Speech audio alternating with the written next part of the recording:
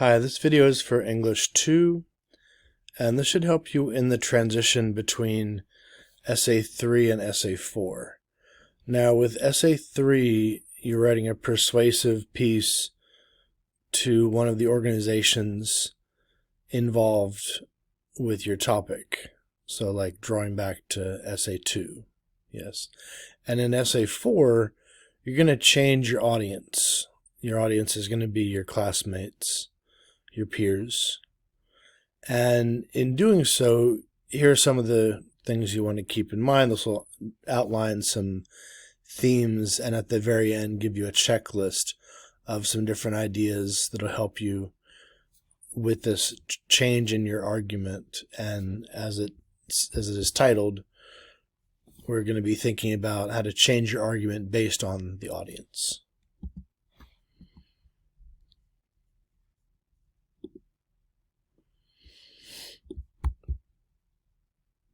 So first, some thoughts about evidence, right? Because this is one of the things that you will most likely want to be changing in your essay when you're moving it from 3 to 4 and you're rethinking this whole argument.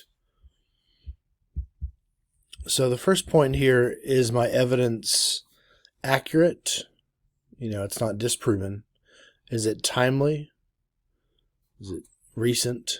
Is it relevant? And is it relevant not just to your argument, but is it relevant to your audience, right? These are things you want to ask yourself as you consider this new paper. Is the evidence relatable and clear? So we're changing audience completely. So that means we're going to need to change evidence. Regardless of how much you change your argument or not, you are going to definitely think about the evidence you use. And the audience, and think about, am I using the right evidence? Should I change the evidence? Should you change most of the evidence? Should you change the type of evidence that you are providing, right? These are good questions that you want to ask yourself as you look at creating Essay 4.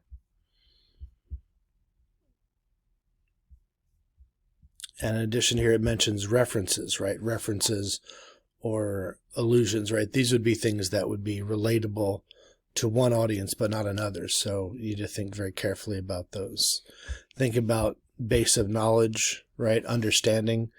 In Essay 3, you're speaking to specialists, to experts, to people who are very much involved in what you're talking about. And in Essay 4, your audience has changed.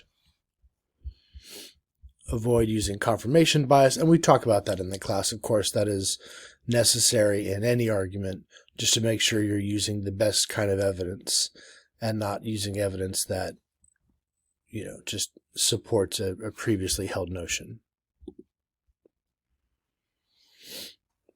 So let's talk a little bit more about types of evidence. Narratives or stories, personal narratives, and statistics.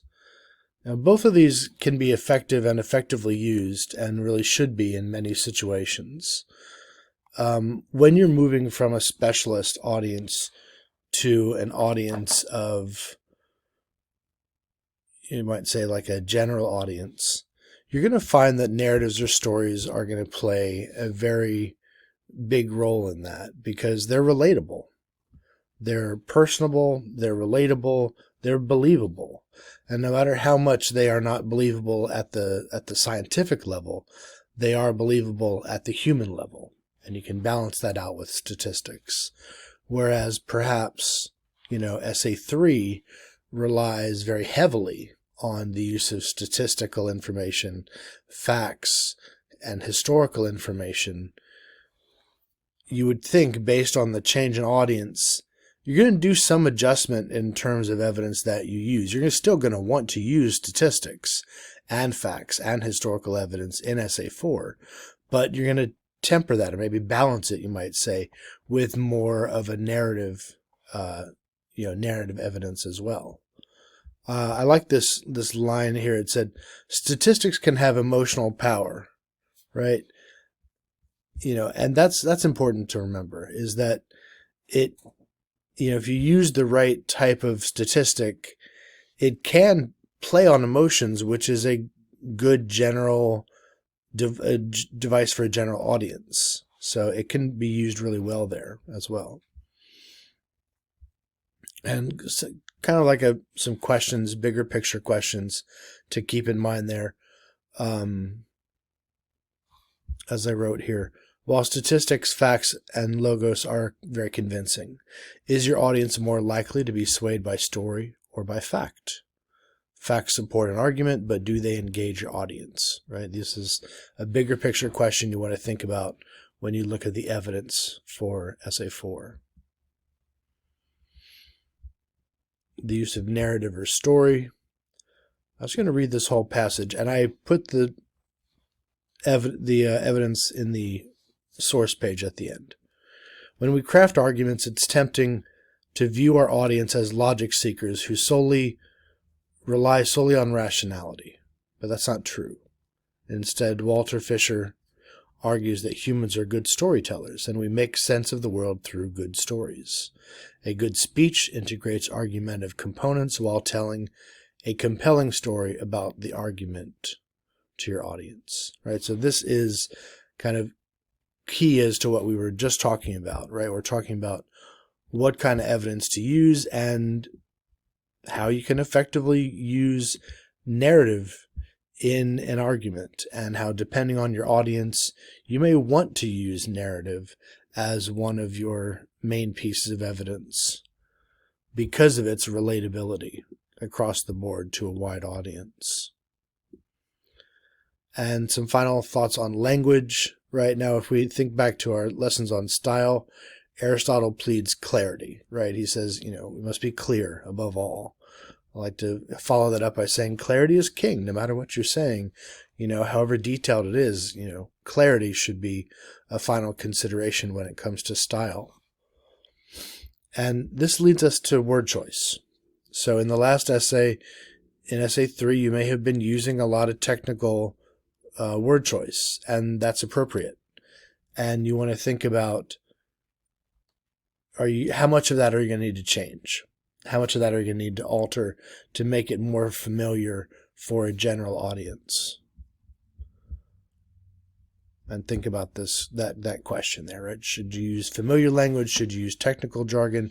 What's going to be the best fit for this paper? And then there's a checklist here for you to kind of go over and to think about as you're preparing Essay 4. Do you consider your audience's expectations? Do you think your audience will understand your argument? Do you think your audience will be moved by your argument? Are you using the right kind of evidence for your audience? Are you striking the right tone? And finally, couple questions here. Have you defined your target audience? Can you picture them? Do you understand them? Do you understand who they are? And have you even gone a step further and done research about your target audience? And their sources are here. Do check this one out. This one I didn't reference, but I found very, very interesting, and I hope you will as well. It takes you